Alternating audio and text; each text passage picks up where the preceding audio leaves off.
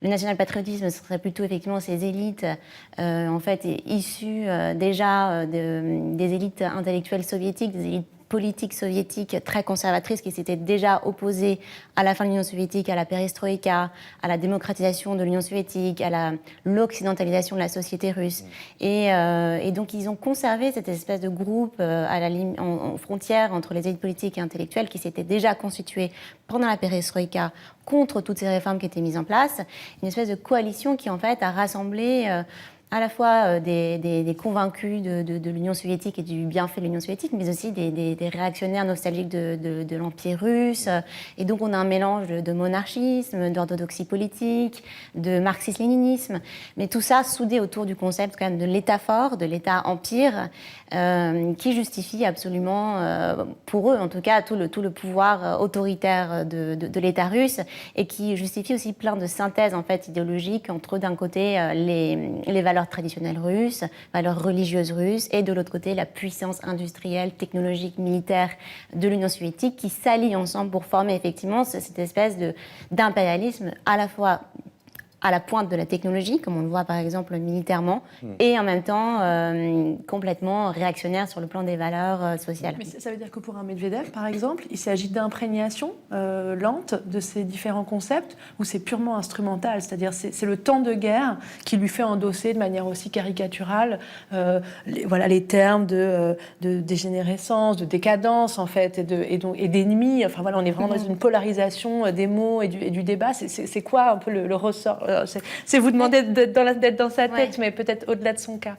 Il faut savoir aussi qu'aujourd'hui, la prise de parole en public en Russie est très très particulière, puisque effectivement, les gens qui sont associés aux élites plutôt libérales, qu'on appelait libérales technocrates, c'est pas pour dire que c'était des libéraux dans le sens que nous on entend, parce que toutes ces élites-là, faisant partie de l'élite, étaient d'accord sur le principe d'un État fort, tel que proposé par Vladimir Poutine, mais là où il y avait des points de divergence, c'était plutôt par rapport à l'économie, à l'intégration de la Russie à l'économie mondiale, à la propriété privée.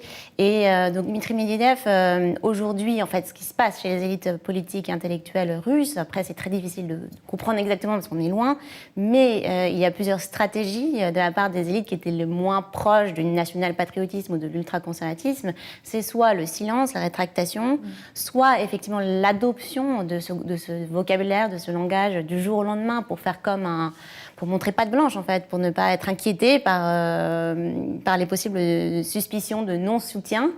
Ou alors il y a certaines critiques qui pointent simplement les coûts de cette opération, ou d'autres au contraire qui vont effectivement endosser toute l'idéologie proposée par le régime. Et donc c'est ces stratégies-là qui sont mises en place aujourd'hui dans un contexte quand même très particulier où Dmitri Medvedev, je ne sais pas s'il y a un des valeurs auxquelles il croit profondément, des discours auxquels il croit profondément, c'est peut-être aussi un pragmatisme vis-à-vis de... Mais le noyau, c'est l'idée d'État impérial qui joue sa survie et son existence, quoi. Voire son expansion. Oui, alors en fait, il y a plusieurs noyaux qui se sont un petit peu scellés au fur et à mesure des années.